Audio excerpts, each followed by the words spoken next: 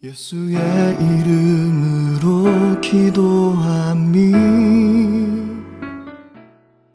오늘은 소망 그 시리즈 설교를 계속해서 이어나가도록 하겠습니다. 오늘은 소망 길을 만드시기에 라는 제목으로 말씀을 증거하도록 하겠습니다. 2020년 한 해 동안 가장 큰 사랑을 받은 찬양이 있습니다. 이것은 우리나라뿐만 아니라 전 세계적으로 큰 사랑을 받은 곡이기 때문에 우리나라 곡은 아닙니다. 그 찬양의 제목을 알려드리기 전에 그 영향력부터 먼저 말씀드리자면 유튜브의 조회수를 통해서 말씀드릴 수 있을 것 같습니다.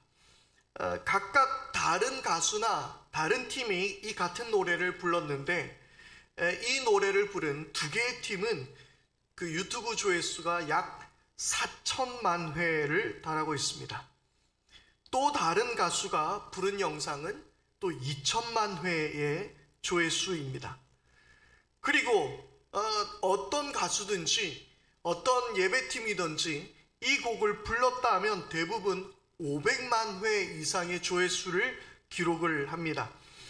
우리나라의 많은 찬양팀에서도 이 곡을 번역해서 부른 영상도 있는데요. 우리가 잘 아는 마커스 월십 같은 경우에는 이 곡을 부른 영상은 100만 회, 그리고 레위 지파라는 팀에서 부른 영상은 290만 회 정도가 조회수를 기록하고 있습니다. 그리고 또 다른 찬양팀에서도 한동안 우리나라 예배팀 안에서 이 찬양을 번역해서 부르는 게 유행이 될 정도로 많은 팀들이 이 곡을 번역해서 불렀는데요. 작게는 1만 회부터 몇십만 회 이르기까지 많은 조회수를 기록하고 있는 곡입니다. 그러면 이 곡의 원곡자가 부른 영상의 조회수는 얼만큼이겠습니까? 4년 전에 업로드되었는데요. 4년 전에 불렀던 곡이었는데 이제 올해 좀 많이 불려지게 된 그런 곡입니다. 그래서 4년 전에 업로드되었는데 이 곡의 조회수는 무려 1억 6천만 회의 조회수를 기록하고 있습니다. 그러니까 어마어마한 많은 사람들이 이 곡을 사랑하고 이 곡을 불렀다라는 이야기죠. 이 화제의 찬양의 제목이 Waymaker라는 곡입니다. 우리나라 말로 번안된 제목은 길을 만드시는 주, 큰 길을 만드시는 주, 이렇게 번역이 되어 있습니다. 말씀드렸던 것처럼 이 원래 원곡은 4년 전에 만들어졌던 곡이었는데, 그런데 작년 말쯤에, 작년 9월쯤 해서 이 곡이 많이 불려지기 시작했고 연말에 해외에 많은 팀이 불려졌습니다. 그리고 우리나라에서는 올해 초에 소개가 되어서 많은 찬양팀이 부르게 되었었는데요.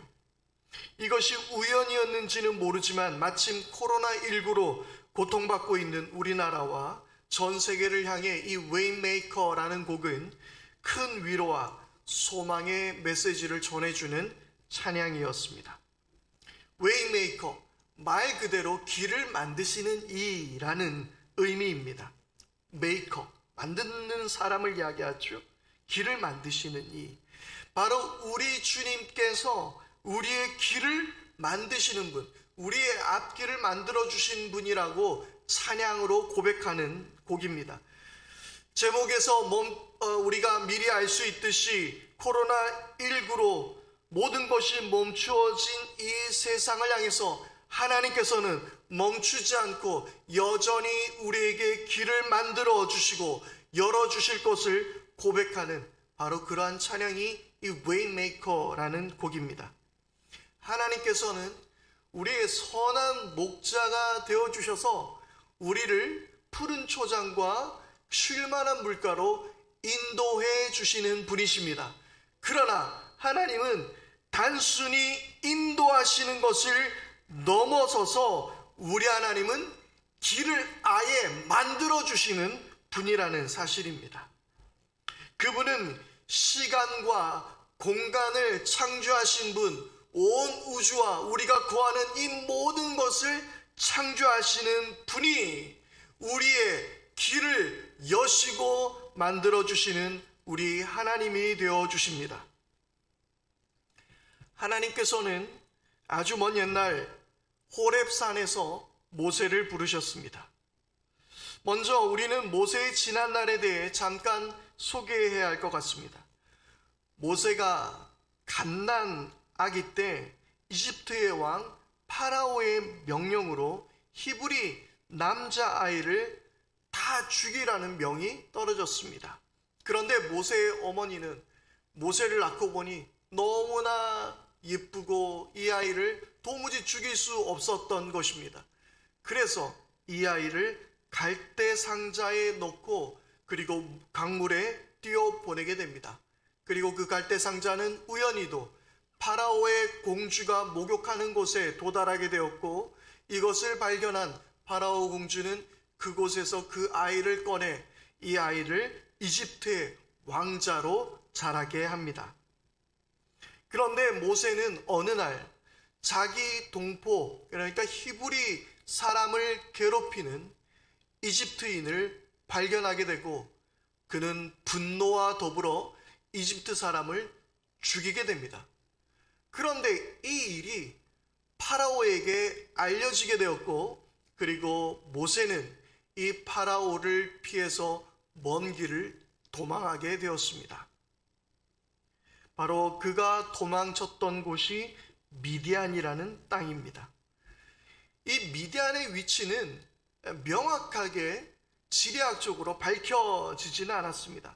그러나 여러 고고학자들이 연구했던 바에 의하면 이 미디안은 이집트에서 동쪽으로 홍해를 건너서 위치한 아라비아 반도의 북서부 쪽에 위치했을 것이라고 짐작하고 있습니다.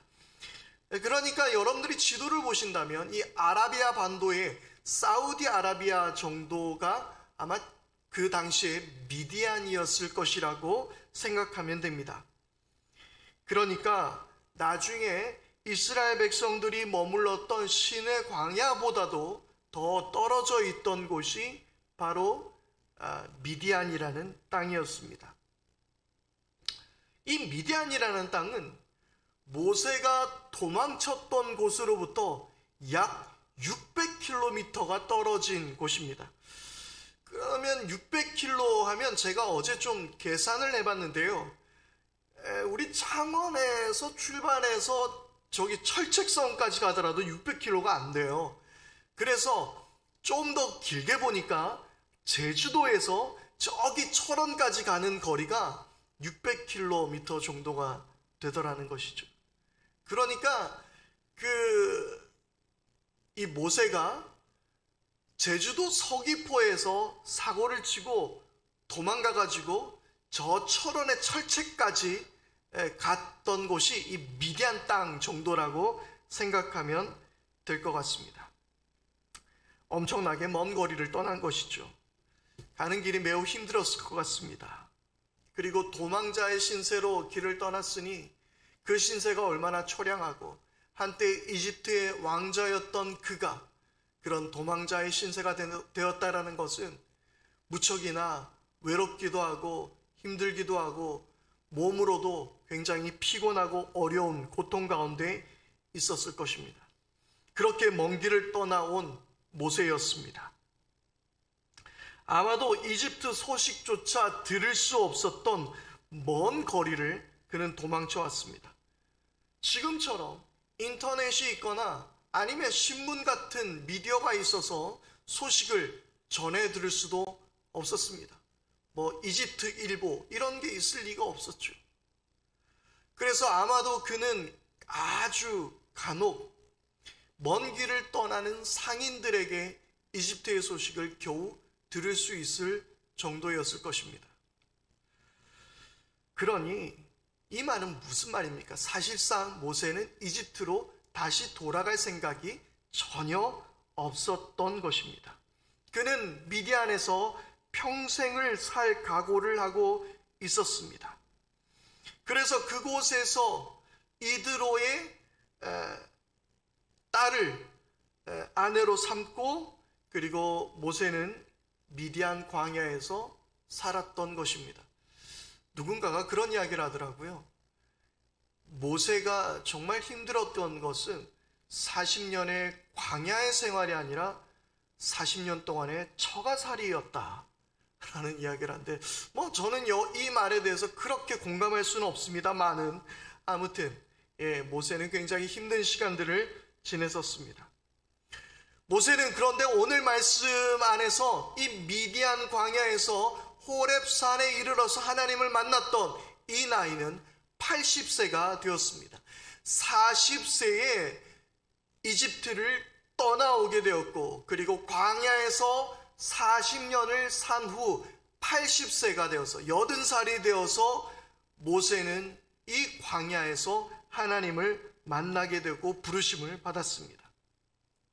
사람 나이 80이면 은퇴도 하고 하던 일도 내려놓고 노후를 준비해야 할 나이입니다. 그 당시의 평균 수명이 아마 조금 길었다라고 이야기하지만, 그런데 요즘에도 오래 사신 분들을 본다 하더라도 80세가 되어서 청년 같은 얼굴을 하고 있지는 않지 않습니까? 아마도 지금의 80세와 크게 다르지는 않았던데 좀 더 오래 살았던 것으로 여겨진다면 80이면 분명히 노인의 나이일 것 같습니다. 그런데 여러분, 일전에 제가 새벽 시편 묵상에도 말씀드렸던 바와 같이 그리스도인의 나이 듦은 끝을 향해서 나아가는 것이 아니라 사명을 완수하는 과정이라고 말씀을 드렸습니다.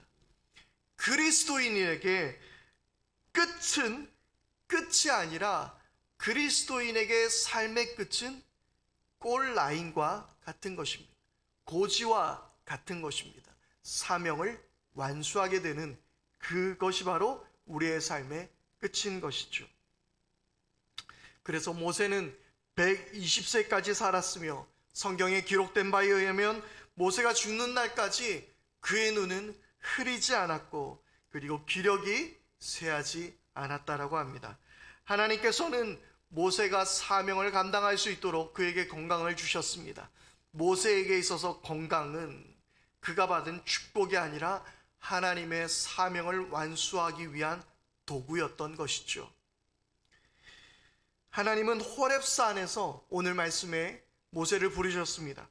호렙산이라는 것의 의미는요, 황폐하고 버려진 땅, 불모지, 메마른 땅 등의 의미를 가지고 있는 것이 이 호렙산이라는 단어입니다.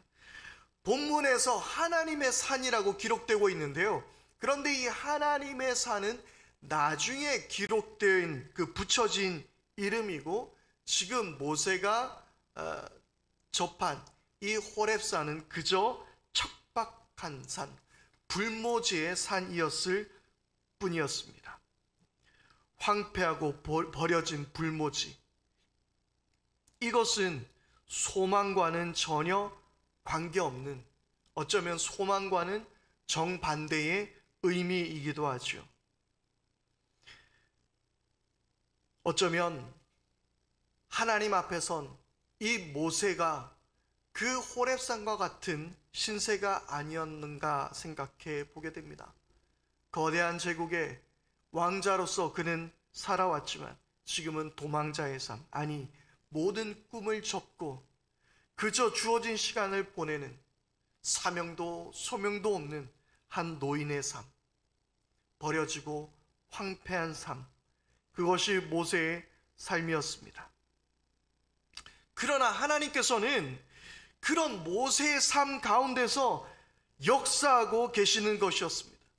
버려진 것 같았던 삶이었지만 하나님은 결코 그를 버리신 적이 없었습니다. 모세는 소망을 잃어버리고 살고 있었지만 하나님은 이스라엘 백성들의 소망과 부르짖음을 듣고 계셨던 것입니다. 그리고 하나님의 시간 안에서 오늘 모세에게 나타나셔서 그를 부르고 계신 것입니다.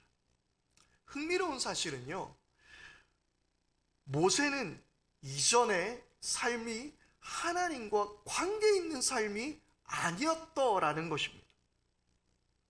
그는 강물에 뛰어져 우연하게도 파라오 공주에게 발견되어 그녀에게서 자랐습니다. 이집트 왕자가 되어서 매우 고든 학문을 아마 공부했을 것입니다. 그렇게 자라왔습니다. 그리고 어느 날 우연하게도 이집트 사람이 자기의 동족인 히브리 사람을 괴롭히는 장면을 보았고 순간 울컥하여 그를 죽이고 말았습니다. 그리고 먼 길을 떠나 도망하게 되었습니다. 미디안 땅에 거하다가 우물 곁에 앉아 있다 보니 미디안 제사장의 딸들이 그 우물에 그 소들을 먹이러 오는 것을 바라보면서 어쩌다 보니 그들과 함께 엮이게 되었고 딸들 중에 한 명인 십보라와 결혼해서 그는 살게 되었던 것입니다. 여러분, 이 과정 가운데 어디에 하나님이 등장하고 있습니까? 이 모세의 이 모습 가운데 하나님의 모습을 우리는 찾아볼 수는 없습니다. 하나님과 그가 교제했다라는 이야기도 찾아볼 수 없습니다. 마치 우리가 이런 것을 보게 될 때에 그는 사명을 위해 아무런 준비된 것이 없는 인생으로 보여집니다. 그의 인생에 있어서 어떤 열심으로 살았을지 모릅니다. 그러나 그의 열심과 하나님의 역사와는 전혀 관계가 없는 것 같습니다. 그런 그의 삶 가운데 하나님이 나타나셔서 그를 부르고 계시는 것입니다. 그것도 이스라엘의 구원이라는 이 위대하고 놀라운 일에 모세를 부르고 있고 그에게 그 일을 맡기시라는 것입니다. 기억해야 할 것이 있습니다. 사명은요, 내가 하는 일이 아니라는 것을 알아야 합니다. 사명은 내가 선택해서 하는 일과는 무관합니다. 관계가 없습니다. 내가 무엇이 되는 것과도 사명과는 관계가 없습니다. 내가 어디로 가는 것과도 상관이 없습니다. 내가 열심히 사는 것도 상관이 없습니다. 사명은요, 부르심입니다. 사명은 내가 무언가를 하는 것이 아니라 내가 가지고 있는 어떤 직업이나 내가 할 수 있는 어떤 일과 관련된 것이 아니라 사명은 누가 불렀는가가 가장 중요한 것입니다. 누구에게 부르심을 입었는가, 이것이 바로 사명의 가장 중요한 것입니다. 그래서 우리는 이 사명을 소명이라고 이야기합니다. 소명은 왕이 신하를 부를 때 쓰는 말입니다.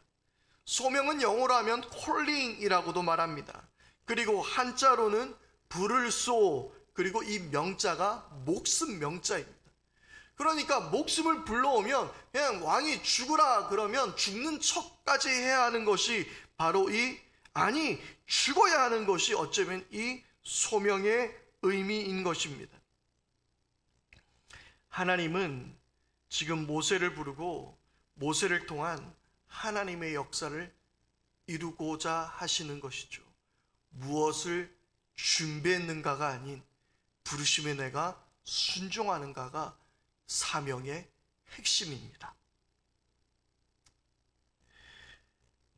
우리는 우리의 앞길을 만들려고 그동안 참 많은 애를 썼습니다. 학생들은요, 공부도 열심히 했죠. 그래서 내 앞길을 보장하려고 했습니다. 좋은 대학에 가고 싶죠.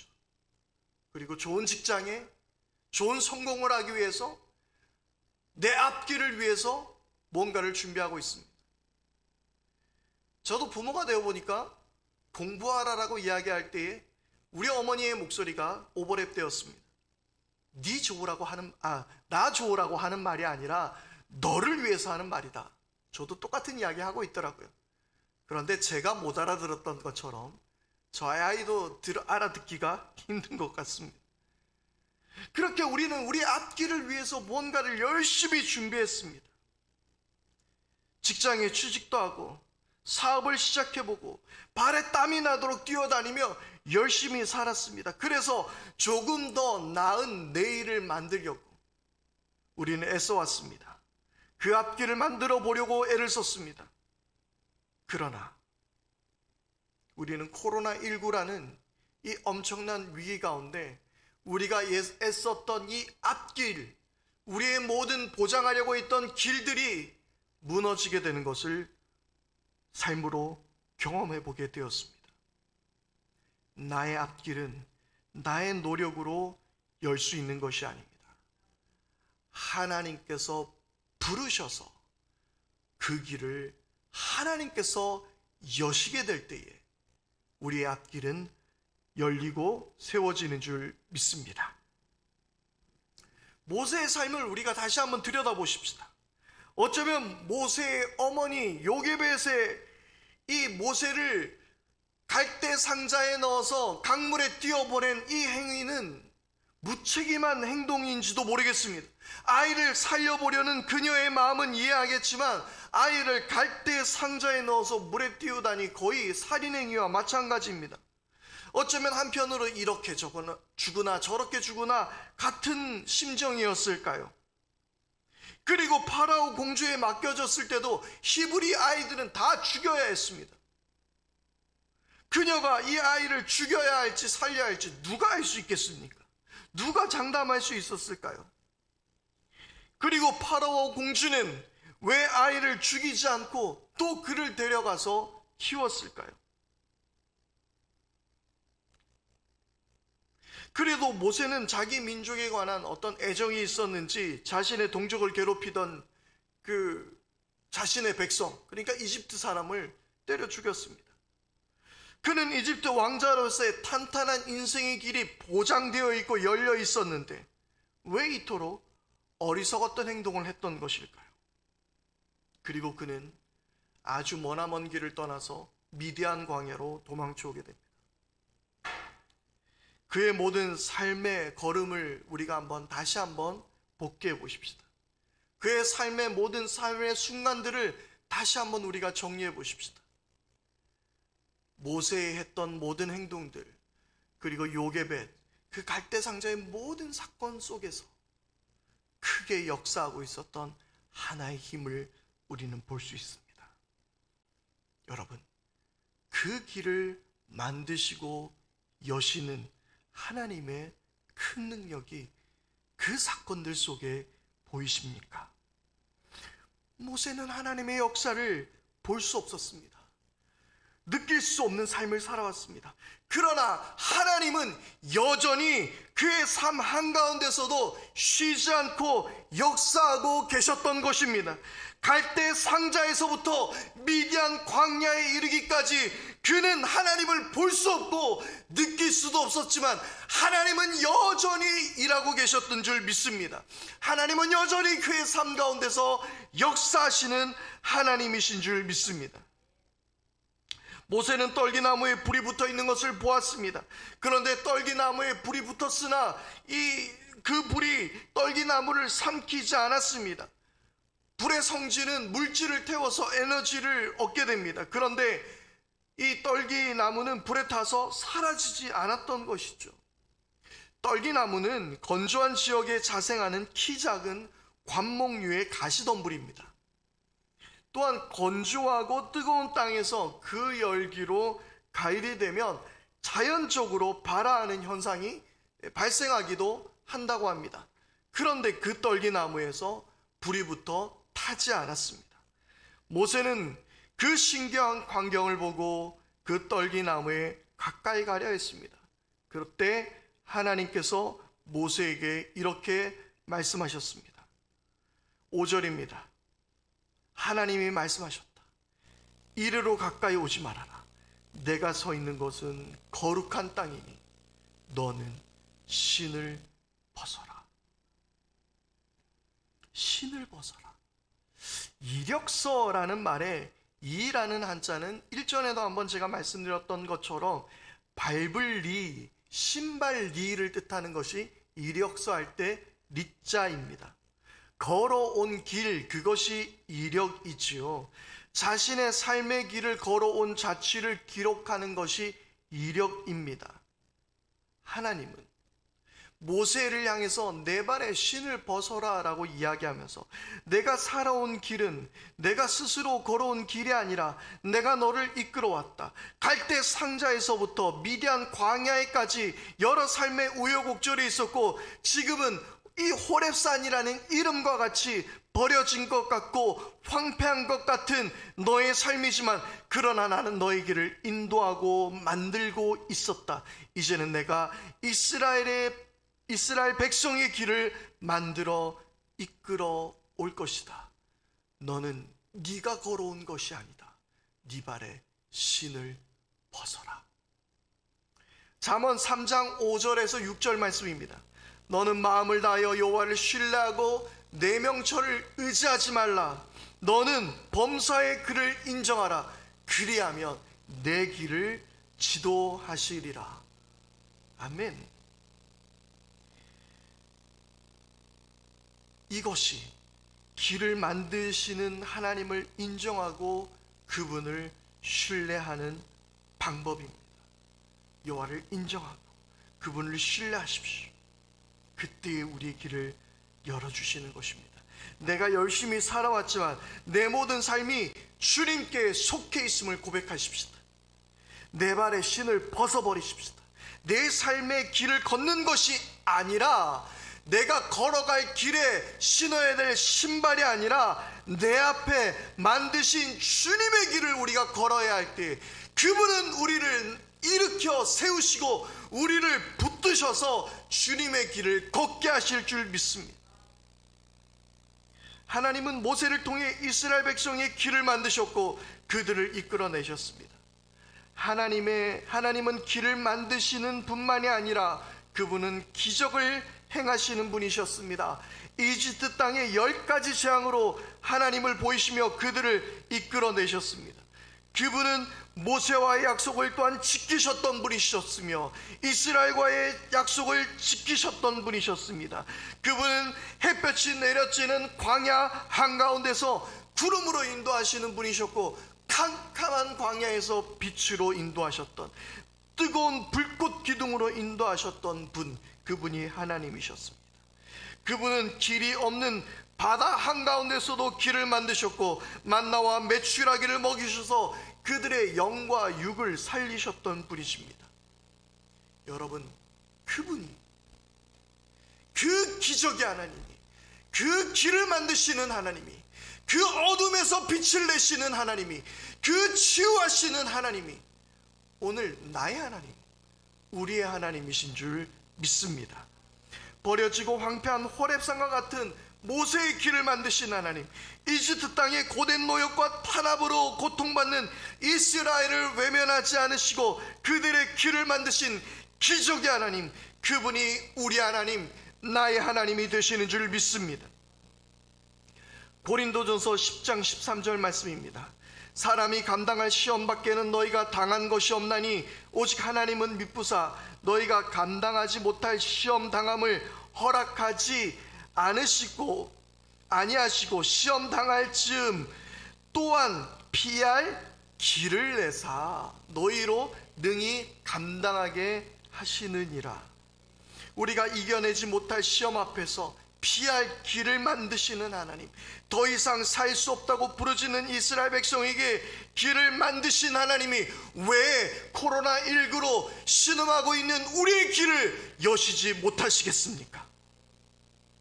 그분은 길을 만드시는 분, 기적을 행하시는 분, 언약을 지키시는 분, 어둠 속에서도 빛이 되시는 하나님, 그분이 우리가 믿는 하나님, 나의 하나님이신 줄 믿습니다. 우리가 캄캄한 절망 가운데 지금 빠져 있지만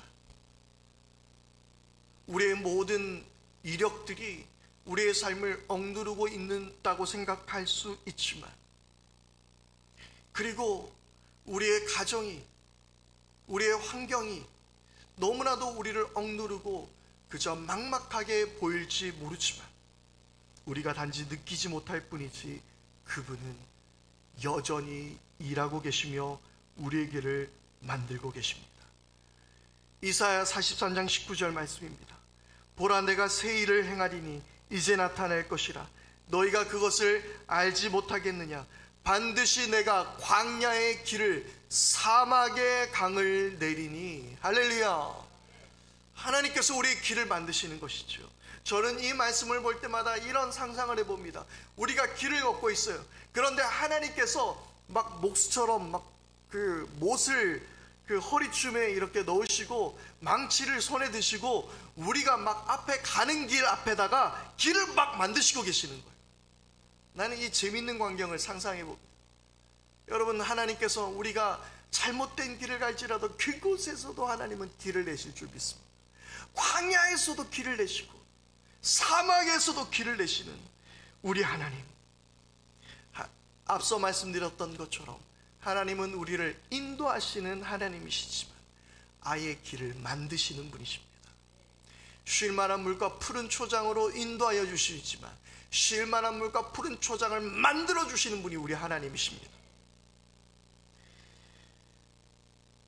코로나19로 가게가 어려워지고 나라가 멈춰선다 하더라도 수능 점수가, 시험 점수가 내가 뜻하는 대로 나오지 않아도, 취업이 이루어지지 않고 어려움으로 힘들어하고 있다 하더라도 우리 주님은 멈춰서지 않습니다. 그분은 일하십니다. 앞서 제가 소개해드렸던 Waymaker라는 곡을 오늘 우리가 함께 보기를 원했는데요.